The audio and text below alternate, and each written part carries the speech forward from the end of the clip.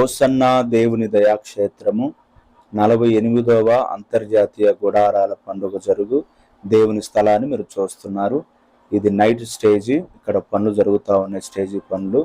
ఇది morning stage, పగలు ఇక్కడ ప్రార్థనలు జరుగుతూ ఉంటాయి. ఇక్కడ అన్ని గుడారాలు వేస్తారు ఎండకి ఇబ్బంది లేకుండా. ఇది పగల స్టేజీ.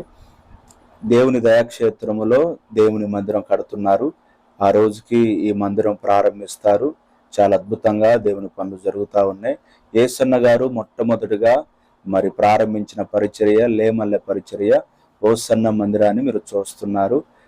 ప్రార్థన గుహ, యేసన్న గారు ఎక్కువగా ప్రార్థించుకున్న ప్రార్థన గుహ కూడా మీరు చూడొచ్చు.